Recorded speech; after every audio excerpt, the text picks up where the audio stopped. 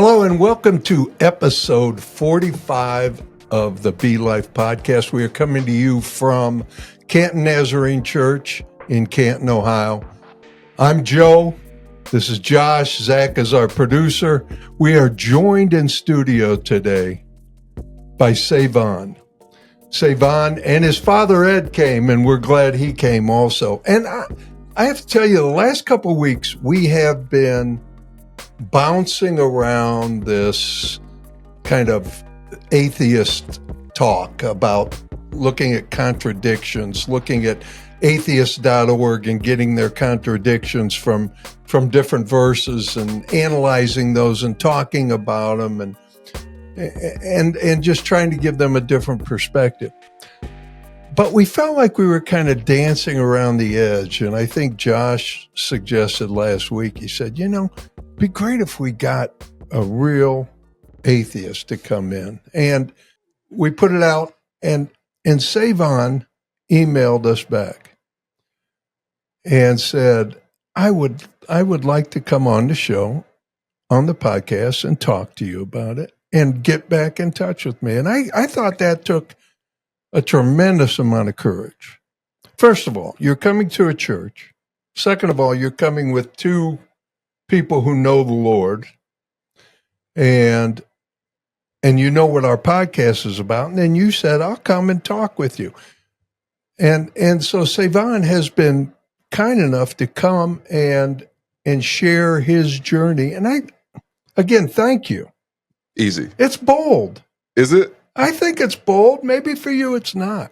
Doesn't feel like it. I interact with mostly religious people. Yeah. Most of my world is religious. So this is just another conversation with cool folks. I appreciate that so much. And we are going to, this isn't a debate. I want you to understand that. This isn't a debate. Nobody's trying to win. Despite what the thumbnail may or may not say. The thumbnail's going to say that. It's a discussion. It's a discussion. And a debate always has to have winner, loser. I don't want to do that. I just want to talk. And I think that's what Josh does too. I don't think we want to sit here and Sure. All right. We want to win each point. All right. I mulled it over. I'll concede. We'll just have a good conversation. Yes. Good. I think that's important. And now, instead of us just beating you with questions, why don't you start by just telling your story, how you grew up? Your father's a believer. How you grew up and this journey to believing that there's no God. Sure. Have at it. So everyone that I knew growing up was religious. I grew up a Baptist and I believed it. I had no reason to doubt it until I was around 13 years old. And I noticed that people were expressing this experience that they were having with the Holy Spirit and with God. And there's a certainty that I saw around me that I didn't have myself. Now, I had a certainty because I didn't know anything else. It's kind of like I don't mean to make the quintessential comparison to religious belief is like believing in Santa Claus, but that's a lot of atheists say that. I understand. Yeah. I don't mean that as I don't mean that as a dig. I mean, I believed it the same way that children believe in Santa Claus. You are told that Santa Claus is real, so you believe that Santa Claus is real. I was told that God was real, and there was no reason to doubt that. And once I did start to doubt, I didn't have the same convictions that other people did. I didn't have that confirmation from my experiences that it seemed everyone around me had. So I sought with the people that I knew and that I trusted. I was given a lot of different Bible verses. I was given a learner's Bible, and I sought on my own, and I just could not find that same confirmation that everyone else had. The feeling? I did not have the feeling. I didn't have the connection to the Holy Spirit. I went to church all the time with my dad, and I love church. Like it was awesome. I miss church. I know that I can still go to church, but I don't want to feel like I'm lying to people. Mm-hmm. But yeah, I went to church. I interacted with religion the same way because I still considered myself a Christian. I still believed in God. I just didn't know why. And I was not able to find that. And I once asked my stepmom, like, why so many bad things happen if the Lord wants only good? If this is an omnibenevolent God, why do so many bad things happen? And she tried her best to explain it to me, and it didn't feel like Didn't satisfy. it didn't satisfy Yeah. the curiosity. And I think my doubt was really bolstered then. And I think I started to doubt there more directly. Is this true? Not why don't I feel what everyone else feels, but is this true? Mm-hmm. And I started to have a lot of conversations with people who had differing beliefs. And with that doubt of, is the belief that I hold true, having conversations with people that have differing beliefs with that amount of doubt and that type of doubt, it leads to, I noticed a lot of the things that I was told for bolstering my own faith was being waged by the people who have differing faiths. So, my book says that this is the truth, and it says that other books are going to say that they have the truth, and you just believe it on faith. And I had a really difficult time having those conversations with the Muslims that I knew and the Hindus that I knew, because we're saying the same thing and landing in different places. And I lost my confidence in those being good ways to come to know truth. But that's pretty much where when did you determine that you were an atheist? And also, if you can, Savon, describe for me what it means to you to be an atheist. Sure, I like that. It was actually really difficult for me to consider myself an atheist. I initially considered myself agnostic because I just felt like I didn't know the answer to my question of whether a God existed. When I was around 16 years old, I got really close to a guy who's a Muslim, and he wasn't doubting. He wasn't doubting at all. And he was my guy. He was one of my best friends. And whenever we would have these very serious conversations, we would say very similar things. And I didn't know how to determine which one of us were right because we were using seemingly the same evidence.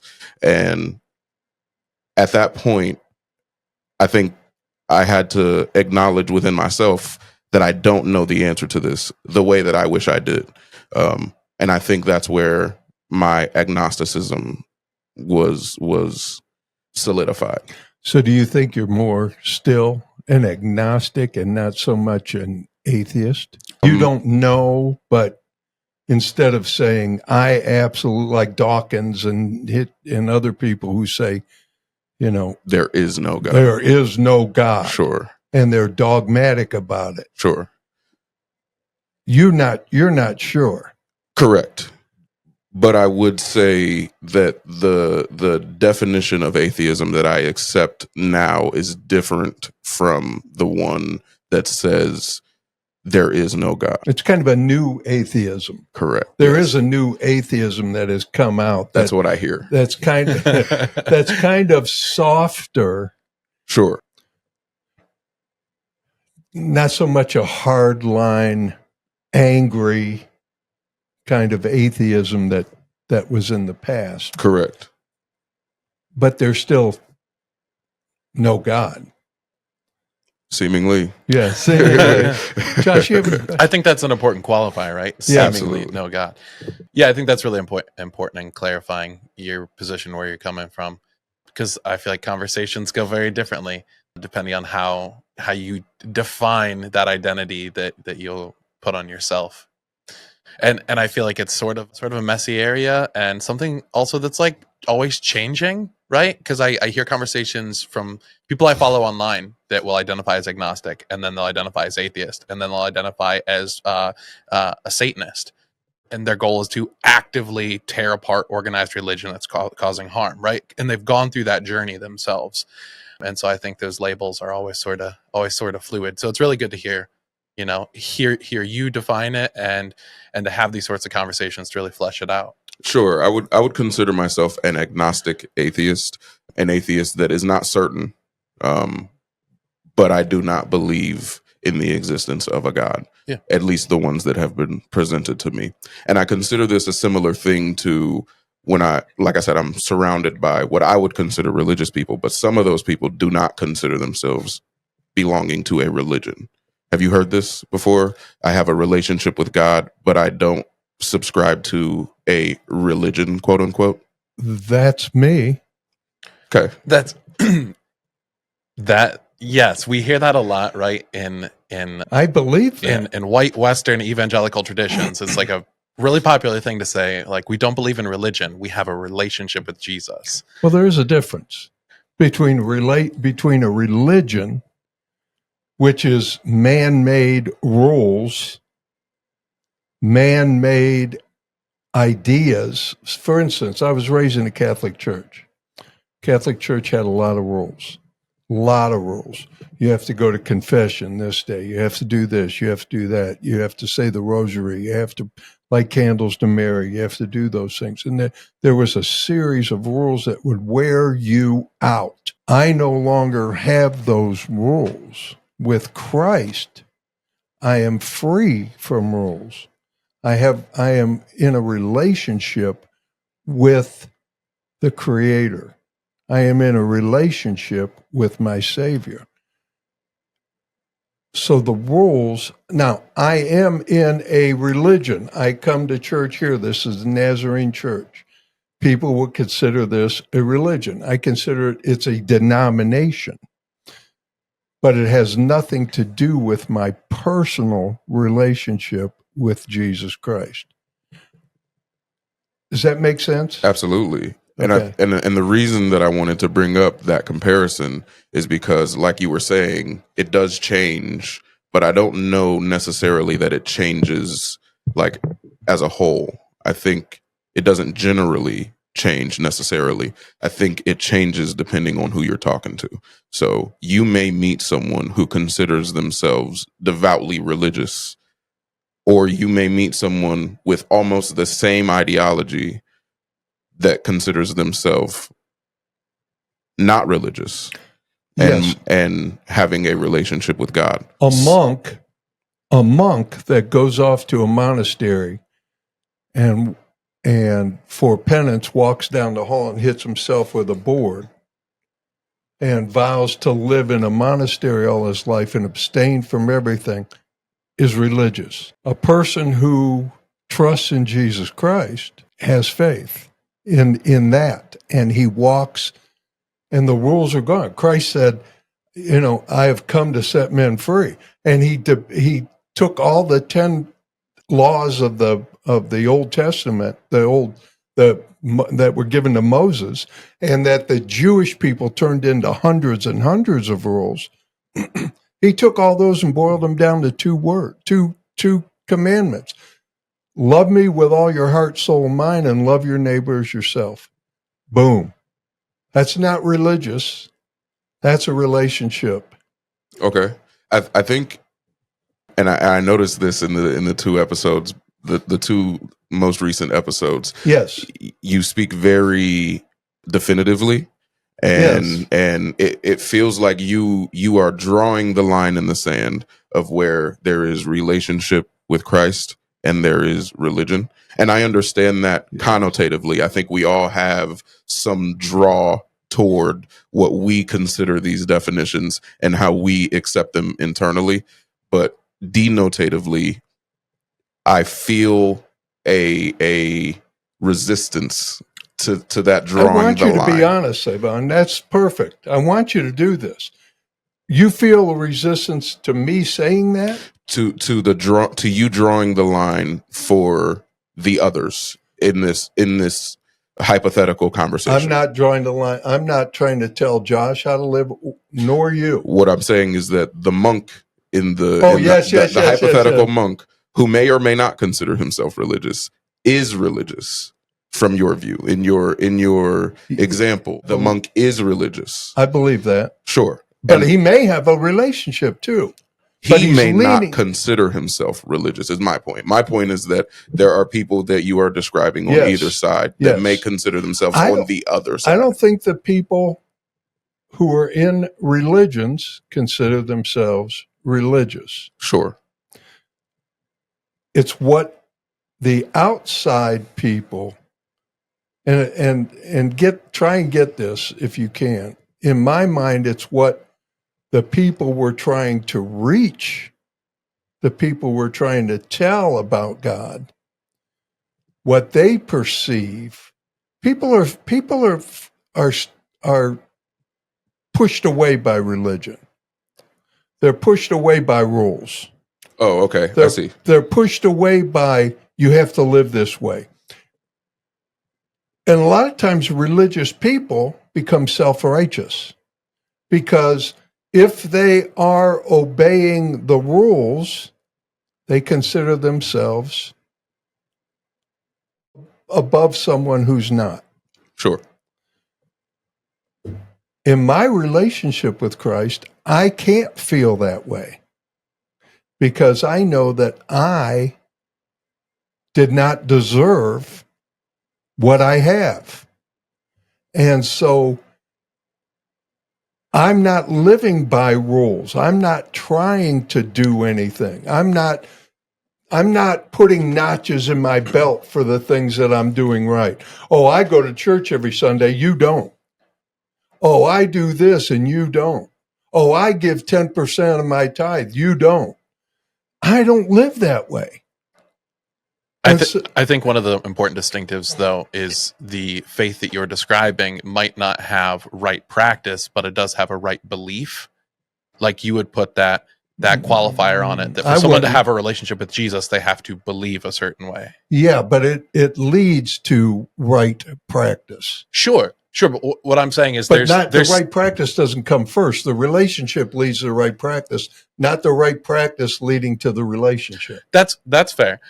But I think an important distinction between what the faith that you hold to as opposed to a good number of other people who might not fit an identity is that even though you have a faith that might not be based on right practice, it is based on a conforming to a right belief.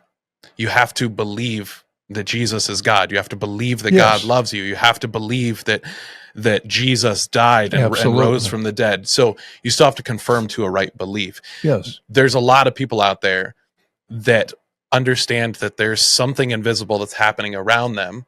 There is something that they might not be able to explain. There might be a purpose in life, and they don't have that system of practice or that system of belief that they necessarily conform to. And that's what our goal would be, to allow those people to understand why that's happening, why those things are going on around them. I think organized religion makes a lot of sense of those feelings and those concerns, and that's why I still belong to an organized faith. That's why I still belong to a denomination, because I think it's a system that makes sense of what I see around. But a denomination is different from a religion, I believe. You need the religion for a denomination. You need a denomination. The denomination tells you, it says this. A denomination says, we believe in what you believe in, but we want to define it a little more. We want to talk about certain things that unite us together in this denomination. I don't believe a denomination in the strictest term is necessarily a religion. Religions are bigger. Islam is a religion. Mormonism is a religion. Hold on, Those right? are Hold on religions. right there, because you just said Mormonism is a different religion than Christianity. Oh, yeah. See, Mormons would very I don't- very much so push back against that and say that they belong to the faith of Sure, they of would Jesus. say that, but they don't. Can I jump in here real quick and Yeah. ask Anytime. the necessity to define the word atheist or atheism was requested. Yes. I would love to request definition of the Christianity? word religion. I define religion as a man-made way to get to God. I define religion as a man-made way to get to God. Religion. Christianity is a relationship with Christ. Religion is man-made. Okay. Even our denomination is John Wesley is a man and a group of people saying, this is what we are going to believe within the Christian bubble. So even religion that has it right, or a denomination that has it right, was still created by men. That part of it. Lutheran is Luther.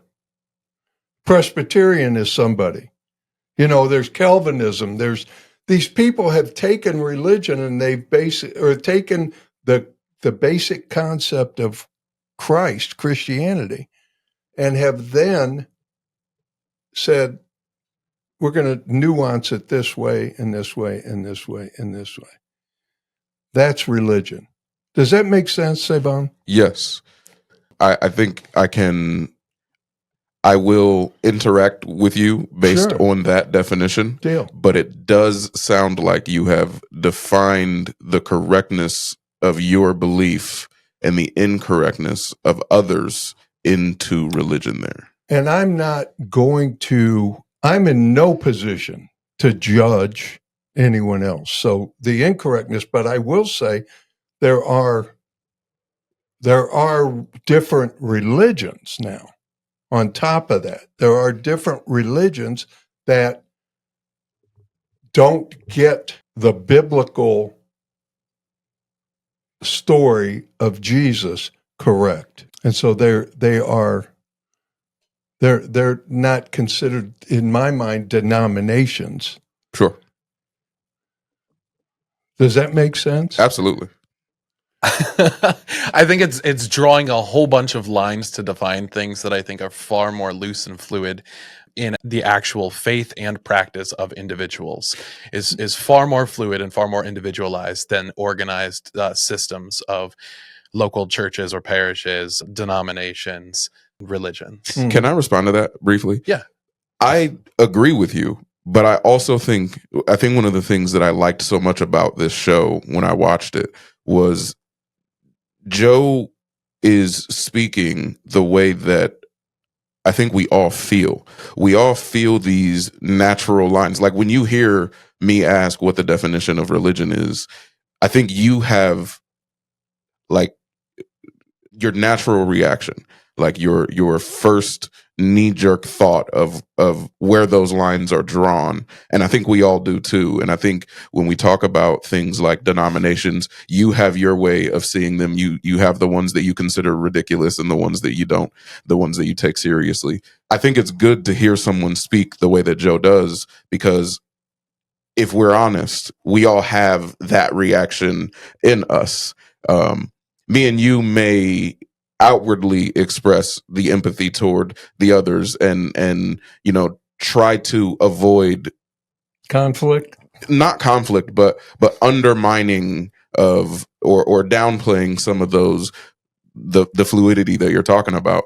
But in reality, like, our natural reaction is one of Mormonism is ridiculous, right? But like, I think we have that natural reaction, just an outward empathy that we express as well. And we could discuss those things individually, but I don't want to go off in that tangent. You asked me a question about where I am. Savon, how do you explain the origin of the universe? This is where we went last week. Yeah, it is. And this is something that I appreciated you, Josh, for the way that you responded to Joe's questions to atheists. You did pretty good. You did, except for the God belief thing. You did pretty good. No, I'm kidding. But I don't. You don't. That's pretty much the answer. So, I don't. All right. Does it bother you? Yeah, of course. But I think as someone who has really taken this seriously since my doubt began, I don't know that you can have this inquiry without some concern, whether you believe in God or not. I think that the problem of evil ends up in this conversation to some degree. Like when we talk about the origin of life and the origin of the universe and things like evolution, like you guys talked about last week, I think that there will always end up a place where there's a discomfort with the answer.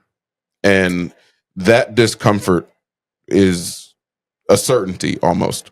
I won't pretend that my discomfort is more serious than your guys' discomfort. Don't. My discomfort is I have no idea. You guys at least have an idea and the confidence that there will be an answer. Let me ask you I this. Let me go. Can I go through Please some do. things? Yes. And you tell me where I land? Well, this is what gets me. Now, I come from a whole different place. You were raised in a Baptist church and went the opposite way. I actually wrote a paper when I was in college about Jesus being just like Wyatt Earp and stuff. Now, understand this. I actually wrote this paper and handed it in and did well on it, by the way. But I wrote this paper about Jesus being just a guy who did some lucky things. Just like a folk hero? Well, yeah, exactly. And he became, and as the legend grew, by the time it got to being written, he had done all these massive things. So he was just like, like Wyatt Earp or something, that he shot like 50 people. And in real life, he was just, he maybe didn't do that. Sure. So I came from a perspective all through college and early, all the way up to, I don't know when, where Jesus to me was, I think I started understanding who Jesus was somewhere in my 40s. But up until that point, in college at least, I was writing papers the opposite. I was your way. I was saying Jesus was just a guy. Okay. That got blown out of proportion. All right.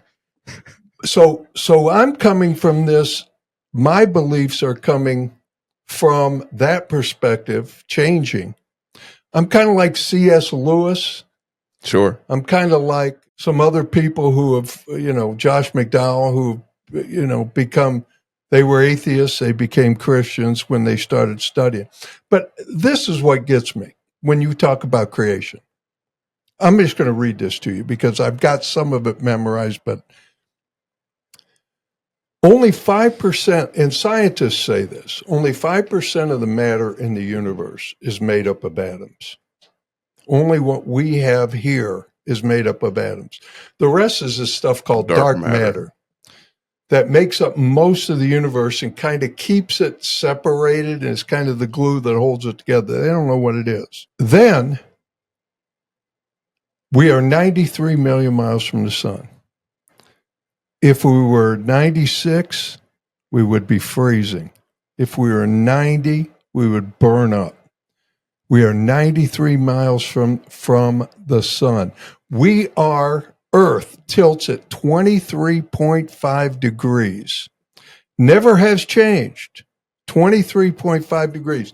That's how we get our seasons. If it were straight, we would have no seasons. One place would be always hot, one place would be always cold. That's how it would be. But because of that tilt, we have our seasons. The Earth is spinning 1,000 miles an hour. We're traveling around the sun at 66,000 miles per hour. And we're also in a solar system, the Milky Way, that is traveling around the center of the galaxy at 828,000 miles an hour. It takes 230 million years to make an orbit in our galaxy. What are the chances of that randomly happening, that any planet would come out of a Big Bang, settle into that exact position with that exact tilt, and stay there and be exactly where it is from the sun? The chances, scientists have checked this out, Savon. They have gone through this. The answer for that planet to be perfectly positioned in order to sustain life and have water and everything, it would be 1 in 10 to 282 power, 282nd power. That means it's essentially impossible. Impossible. Scientists have said that. Now, bear with me. The other thing is, if you take our body, it's made up of atoms. Our human body, this didn't happen by accident. If you look, I was in the MRI business. That was my business that I had. And I've seen all kinds of stuff, PET CTs, the whole thing. I've looked at anatomy. We've got all these different systems, all these different cells. In those cells are mitochondria. There's all these little things going on. If we took all the water out of our bodies, if we emptied all the space out of our body, we would be 1/100th millionth of a cubic inch in matter. And yet we are walking around. Now, I got to ask you this. When you look up at this and you ponder that, it could not have just happened. It could not have been an accident. Is that a question? Yes, that's a question. Felt like a statement. Well, it was. So Felt like a statement. So That was good. the fine tuning argument is honestly one of my favorites. That is when YouTube atheists are asked what argument for the existence of God is the most causes them the most pause. They almost never say the fine tuning argument, but that's my answer. Like that is the strongest argument. But that's not the fine tuning. That's a creation argument. Well, that's what it's called. It's the fine tuning.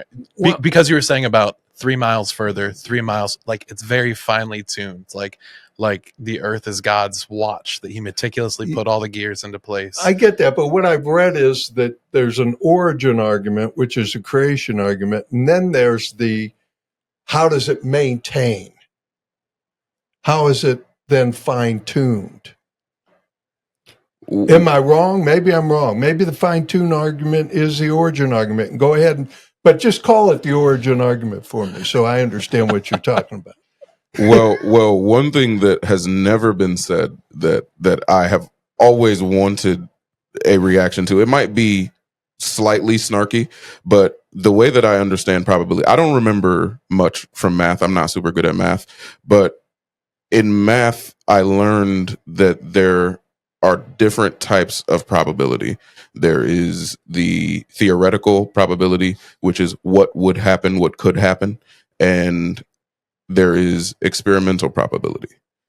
Okay. And if we're talking about experimental probability, that is a scary big number that you were talking about, Yeah. the theoretical probability. Yeah. You even said it's impossible. Yeah.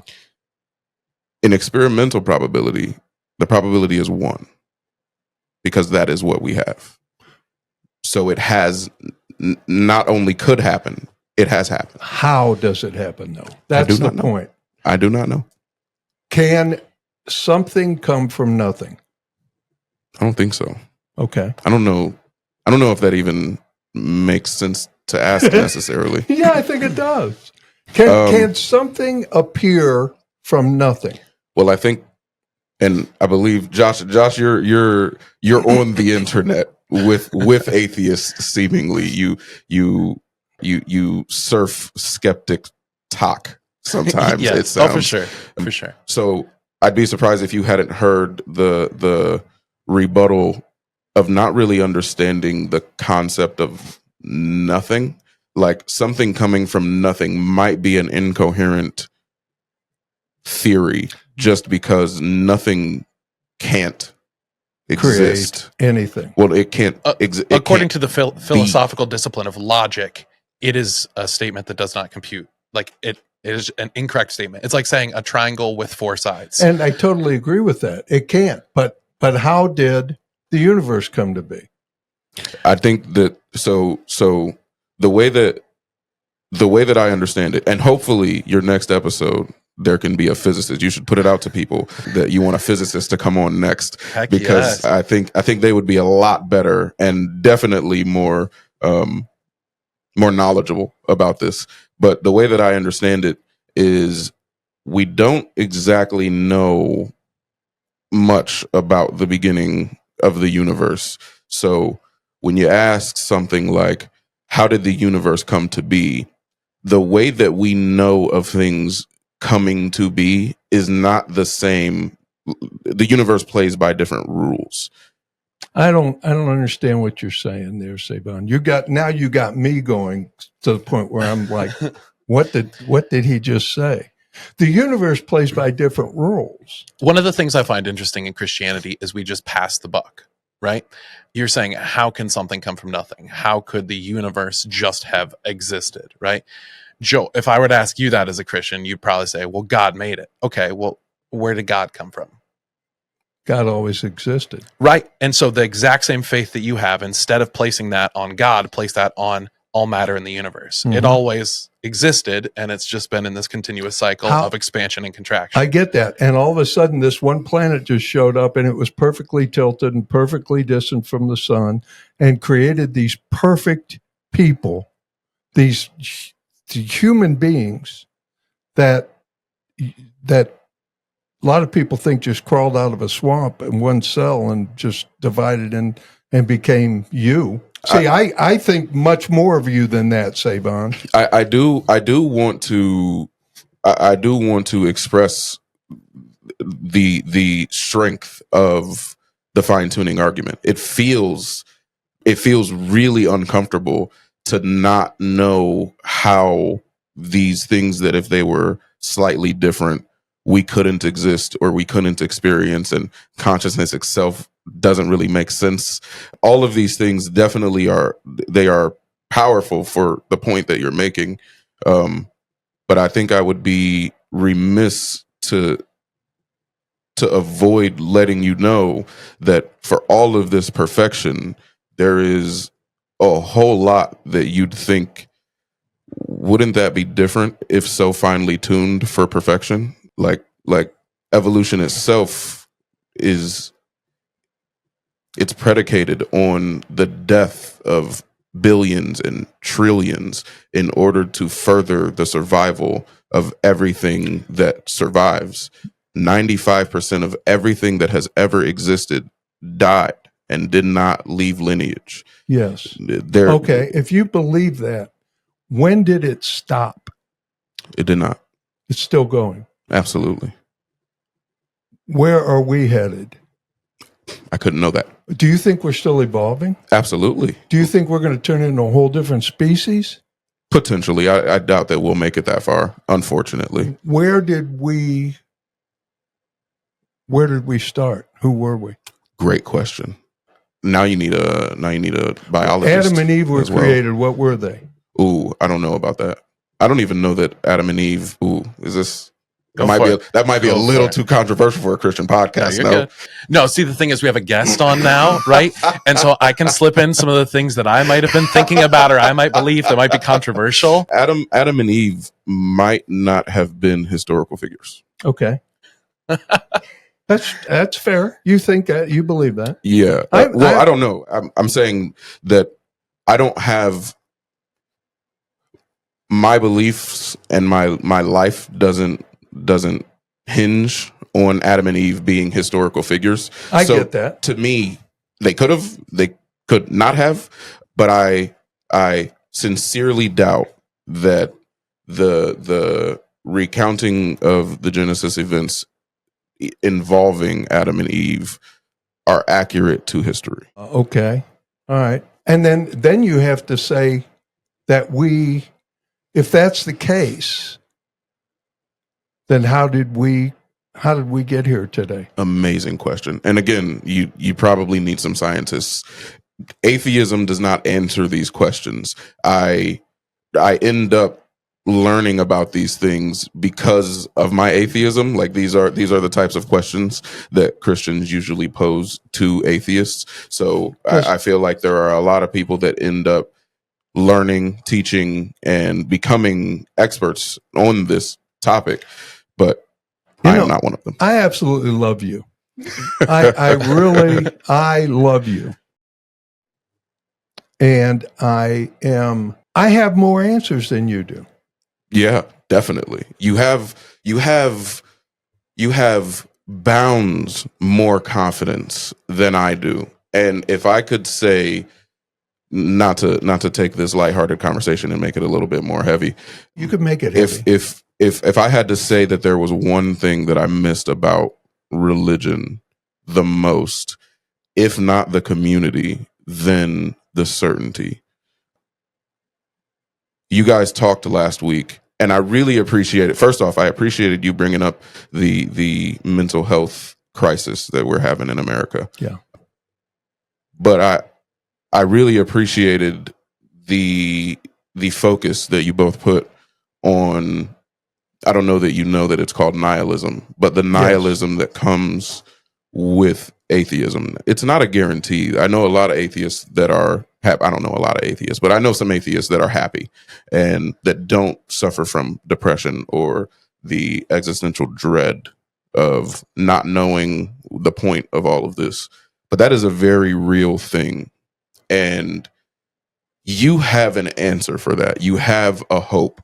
And of all the answers that you say you have, that you just claimed, that's the one that I miss. I don't necessarily care where we came from. And I don't mean that as like I'm not interested or curious, or if there was some, we all get like a Apple ping to tell us, hey, the universe started like this, and it's for sure. I'm not saying that I wouldn't be interested in knowing. What I'm saying is that doesn't make or break my Sunday afternoon. Yes, I get it. If I don't know that by the end of the night, I'm still going to be okay. But there is a weight, a very heavy weight to a lack of purpose. That's what I was going to get to. Exactly. Is if you don't know where you came from, then you don't know your purpose of why you're here. See, I could tell you that when I said I love you, I meant that. You're an incredible young man. You've got a lot going for you. I don't know if you know your purpose, why you're here on this earth. And then I have to ask you this, Savon. Where are you going when you die? It's easy to be an atheist when you're in 20s and 30s. It's hard to be an atheist when you're 72 because you're wondering, is this it? Is this all there is? What am I here for? How did I get placed on this planet at this time with this voice that you have, with this look that you have, with the smile you have? Are you here just for a couple years? And then Savon just goes away? This unique person? I think you'd be surprised by how difficult that is at 18. I've suffered a lot of loss. One of the reasons that I appreciate the mention of the mental health crisis and the reason that I wear this Stay Another Day sweatshirt knowing that I'm going to be on camera is because suicide is it's affected me and my family quite a bit. And that means that I have some of those questions that you're saying you have later on in life a lot earlier than you'd wish. In my 20s, I struggled with the fact that I can't imagine myself being 50. When I told you earlier that 30 feels real old to me, I meant that. I've lost a lot of people before 25. Yeah. And I mean, they didn't make it to 25. Yeah. So me being 30 feels surreal. And the questions that you say you pose later on in life, it's not easy dealing with those in your 20s either. And it's not easy to reconcile with my own existence without having the mental backing of a greater reason. What is a greater reason? If I were to believe in a God, what would it take to convince you that God exists? That's a phenomenal question. And I wish I knew, but I don't. I would hope that an experience with God would be enough. So you have a lot of things in life that you might not lead with your understanding of it. You might lead with your experience of it. There's a lot of things that I know because I read it in a book or because I watched a YouTube video. There's a lot of things I know because I've experienced them in life. I know that for me personally, when it comes to like my faith and my theology, a lot of it comes from my experiential knowing, in that when I'm uncertain if I can make sense of it logically, I follow suit with something bigger than me. And I normally come out on the other side with some sense of like peace and like a different kind of certainty. Not that I can explain it, but that I feel confidence in it. Does that make sense? Yes. So do you feel like when it comes to faith and theology in particular, like that just feels too intellectually dishonest to participate in a faith system without being able to explain it first in your head? Or feel it? Are you looking for feeling? Let me answer Josh first. I don't know.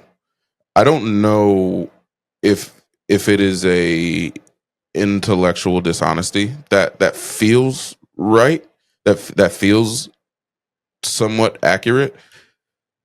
But I guess I would respond with a question to you. Do you know anyone that believes in some higher power that would tell you that they believe because they read something or because they logicked themselves to it? They didn't reason. Most people, I'll actually say it as directly as I'm feeling it. I've never had a conversation with someone who believes in a religion or a spirituality or anything like that told me that they reasoned themselves to it. And that makes so much sense to me because I have failed in reasoning myself to it in every instance. I've also failed in reading myself to it. And the difference between me and those people that I've encountered that have found themselves in a belief system had an experience that they could only explain with their spirituality or this new belief system. I've never trusted the feeling. There is an experience that comes, but it comes over time with faith. Faith, when you say faith there, do you mean the Hebrews 11:1 evidence of things hoped for, substance of things unseen? Yes. Faith actually in the reality of God, the reality of Jesus Christ, we are told that we are to have, over and over again, that we are to have faith. Faith is the things unseen. Yes.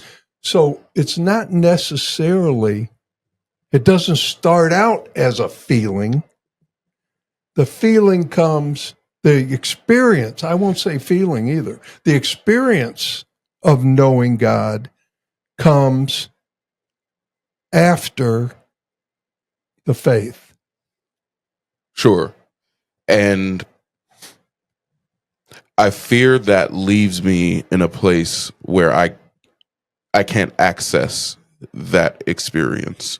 So my difficulty with faith, as defined in Hebrews 11:1, the substance of things hoped for and evidence of things unseen, that's something, my difficulty with that is that there's literally nothing that you can't believe on faith. You're doing it. I would argue that you're doing it right now in atheism. Talk to me. It's the same thing. How- Because you have faith in, say that verse again. The substance of things hoped for Hoped and the for. evidence of things unseen. Exact same thing with atheism. Can you make the connection for me? You don't have evidence. You don't know how the earth was made. Correct. You don't know your purpose, why you're here on this earth. You know what it is. It's to be, my nephew's an atheist, and he tells me all the time he's a social worker and everything, and it's to do good. He wants to do good. But Okay. why do you want to do good? Why do you have that draw to do good? Sure. Then the other part is where you're going, what eternity is, everything. There is a faith and I said this earlier before we even started, and you kind of looked at me like I had three heads. But you have faith in what you believe. Okay. Think about it. If not identifying with the word faith, you might have peace in what you don't understand. And that might be calling the same thing by a different name. Yeah. I would disagree. Okay. I have the acceptance that I don't have the answer. That's not peaceful necessarily, but when you compare that to the definition in Hebrews, I would disagree outwardly, because I think that the idea in Hebrews is that gives you an answer. You have an answer. It is the evidence. What I'm saying is that I don't have evidence. And you have faith in that. I have you evidence don't have in evidence. not having evidence. Yes. That does not compute. You do. I know it doesn't, but to me it does. And I don't want it, just because it does to me, I'm not trying to put it on you, Savon. But not believing in God, not having evidence is for and God. Having faith in that, evidence for God. Build your life on that, is the same, is going down a different road but the same direction. Does that make sense? Not even a little bit. I don't know. All right, let's go on. Let's go on and do this. Because I really wanted to ask you this from the beginning. Who is Jesus in your head? Who's Jesus?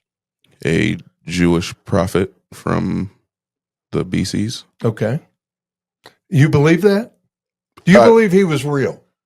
I don't have a reason to doubt that there was a prophet named Yeshua walking around talking about the apocalypse. I don't have a reason to doubt that. Okay, hold on. Hold on. Can I chime in real quick? Yeah. I'm sorry. I'm throwing you off your momentum. Yeah. But okay. You don't believe that God exists because you don't have sufficient evidence for it, for the existence of a deity. I love the way you put that. Yeah. You do believe that Jesus of Nazareth existed, even though you don't have sufficient evidence for it. I don't have reason to doubt that there was a man named Yeshua who was considered a prophet, and he was talking about the apocalypse. But you feel like you have more sufficient reason to doubt a supreme being, a deity. Yeah. Okay, I mean that's fair. I'm just. I think so. The way that you guys hear, like when you guys think of Jesus, you think of the Jesus from the Gospels.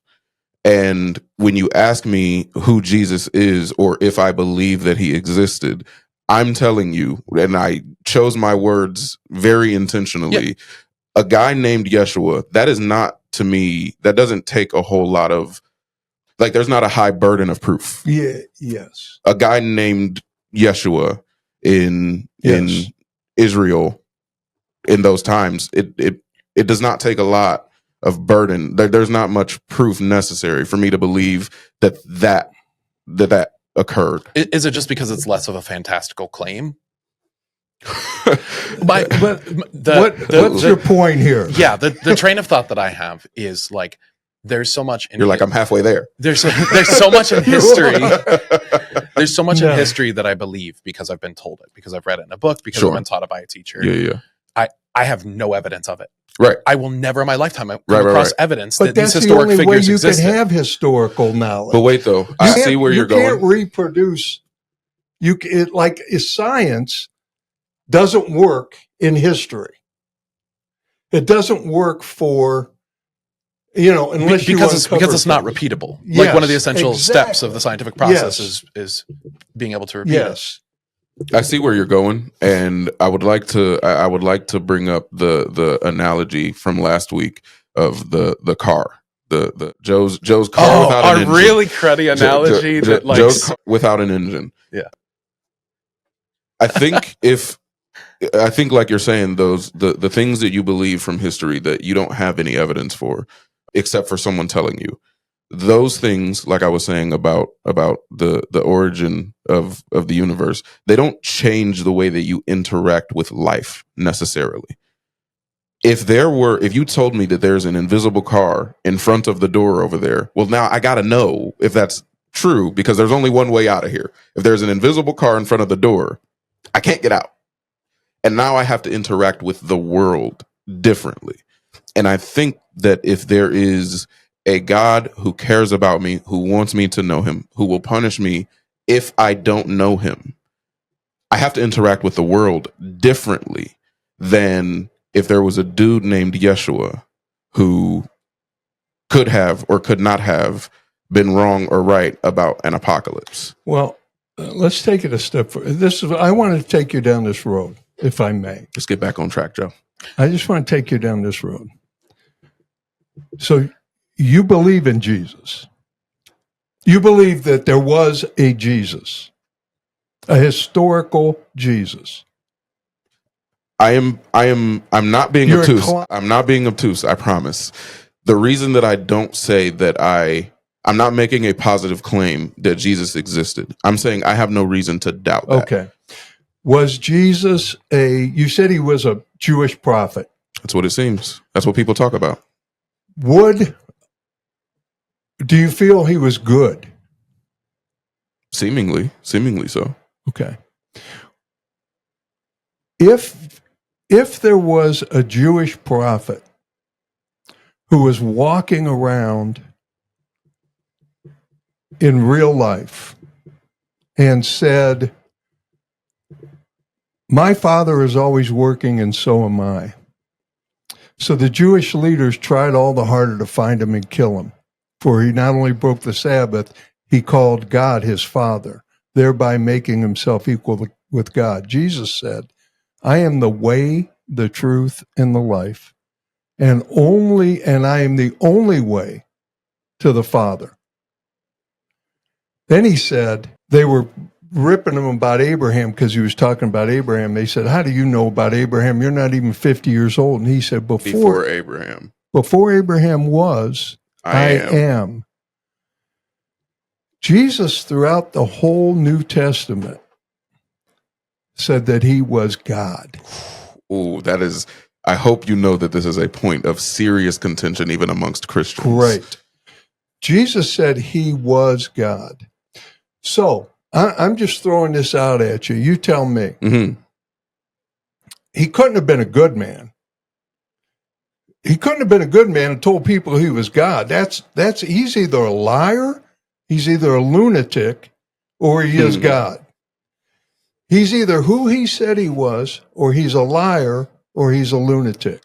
Because he led how many people to telling them that he was God, and he was the way to get to God. Now, if he's lying, he's the most evil person in the world, because he's like Jim Jones or somebody else saying, drink this Kool-Aid and you're going to end up getting to heaven, kill yourself, and there's a flying saucer up there waiting to beam you up. Is this C.S. Lewis's trilemma? No, this is multiple people, but I'm just telling you, he couldn't have been anything but. Do you see him as I disagree. anything? Yeah, absolutely. Okay. Well, I shouldn't say that. I see there being a fourth possibility. Well, what is it? Him being genuinely mistaken.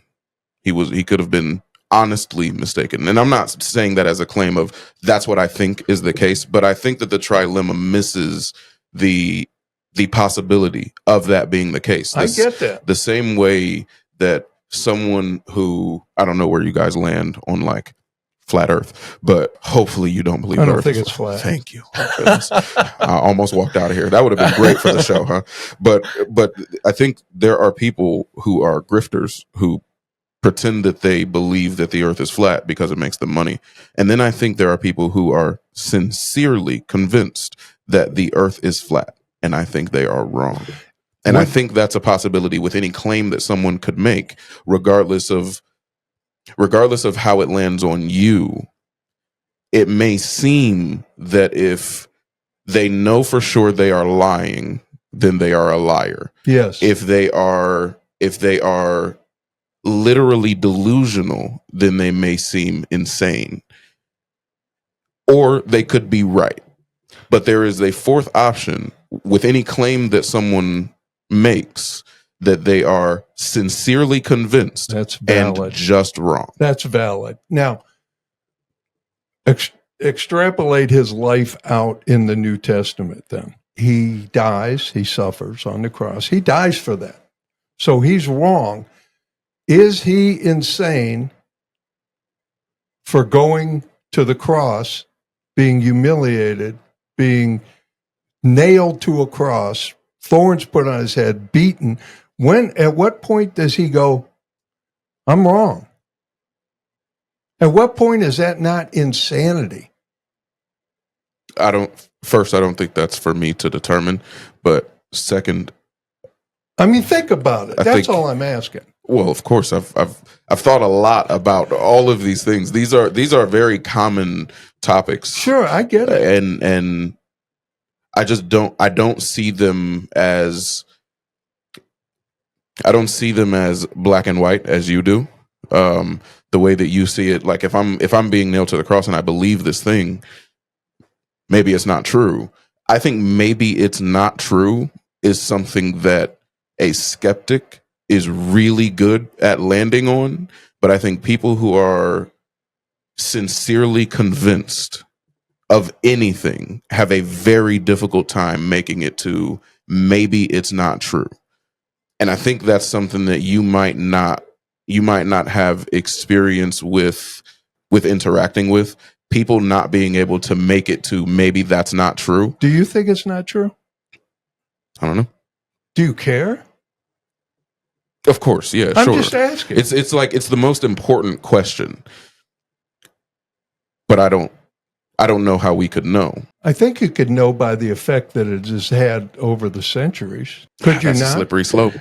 I know it is a very slippery Okay, slope. so like if I can be honest about where I come from, is I grew up in church, never knew anything, but I fully deconstructed my faith to the point of like, I don't know if I believe. I don't know if I should believe. Yet through that all, I was very closely tied with my church community.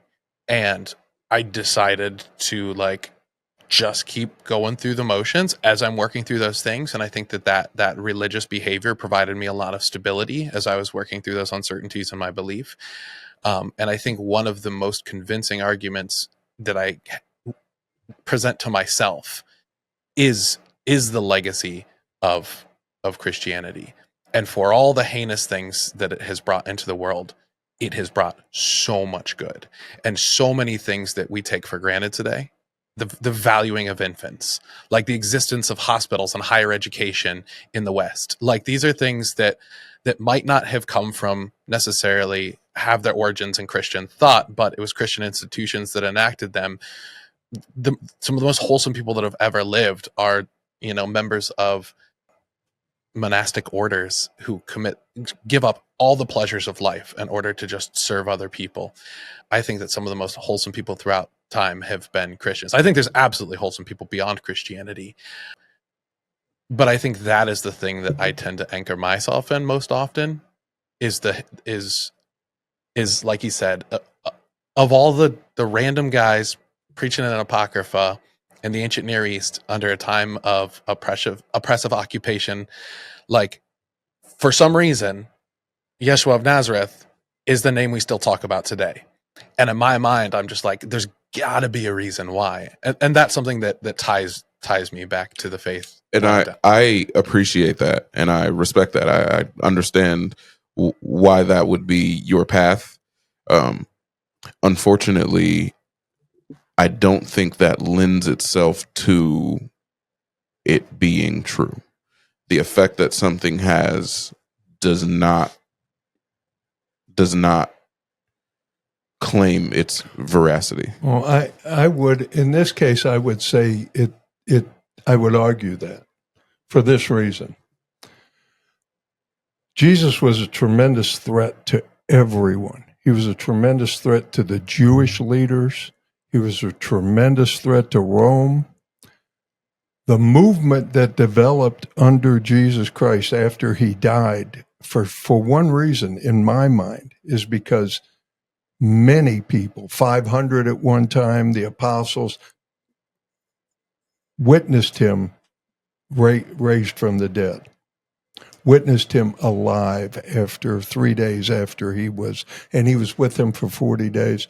That's the only reason why this group of 12 men who scattered, ran away when he was arrested, all of a sudden came back together, and they all died martyrs' deaths. You don't die a martyr's death for a lie.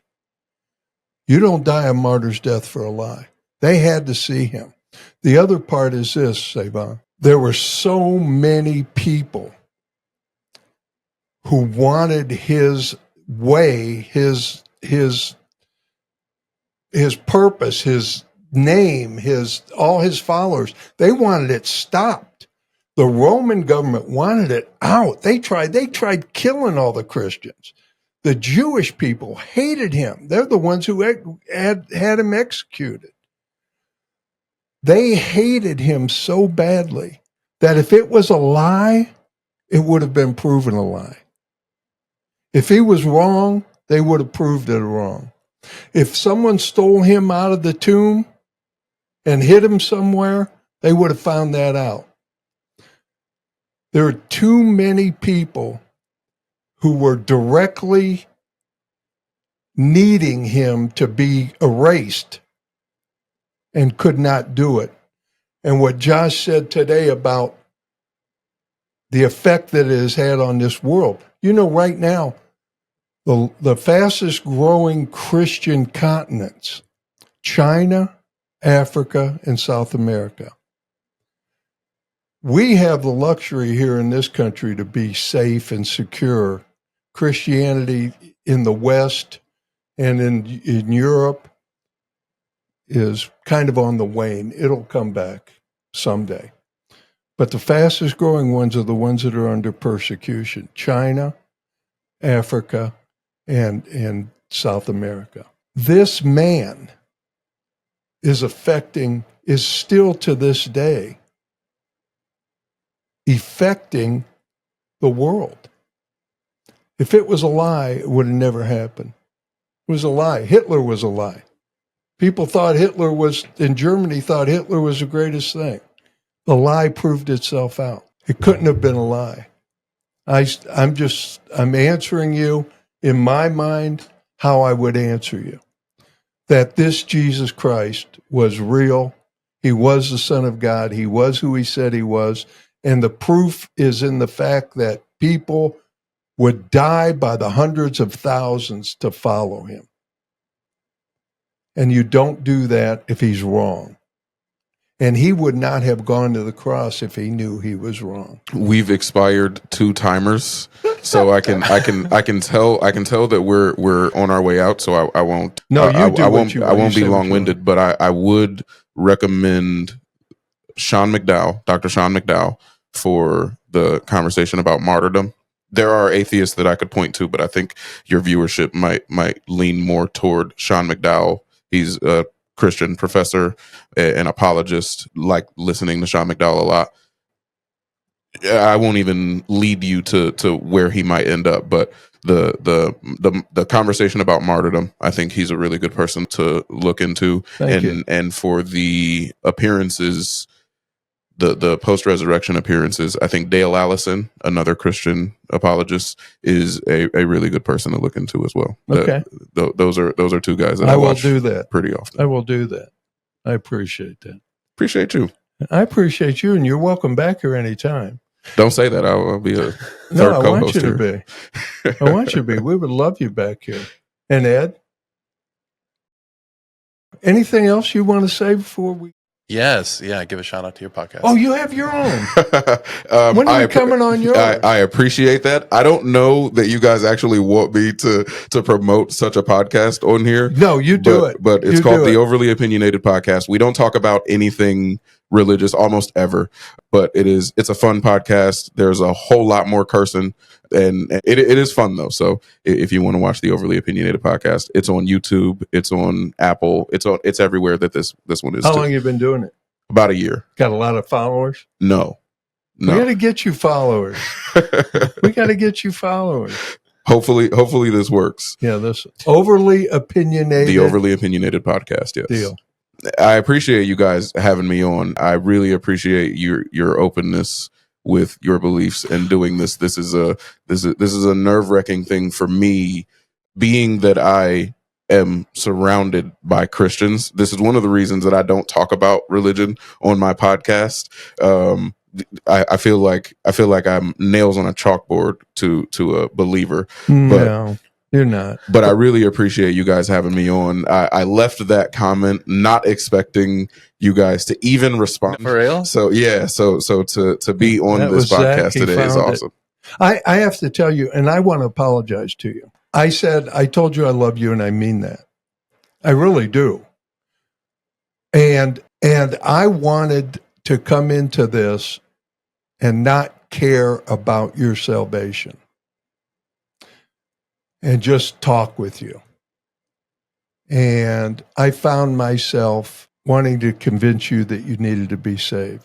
Oh, we can name this episode "Saving Savon." I really like. But I didn't want to do that, Savon. I'm sorry, I didn't want to do that. No.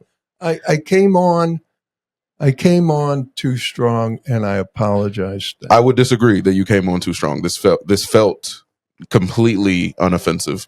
I hope that my appearance here today would discourage things such as atheism is simple-minded or did I say simplistic. That? Did I say that last podcast? You did. I yes. know I did.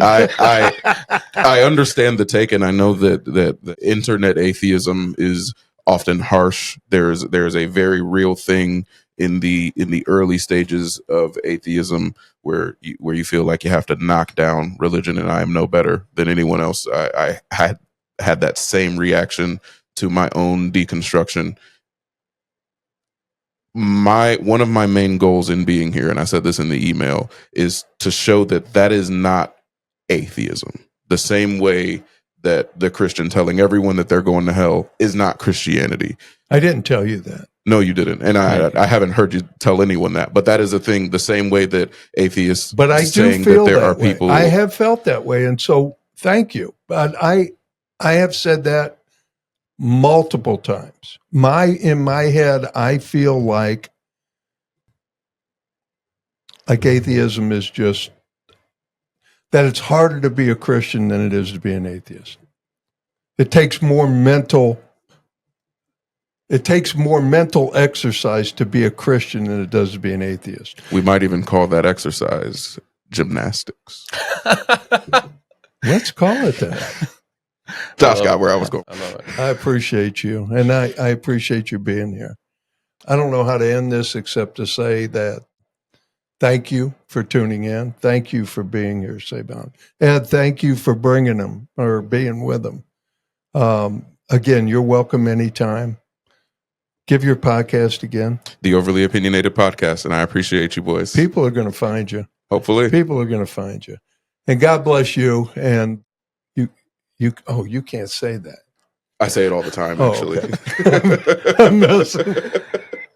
I'm sorry. Have a great week.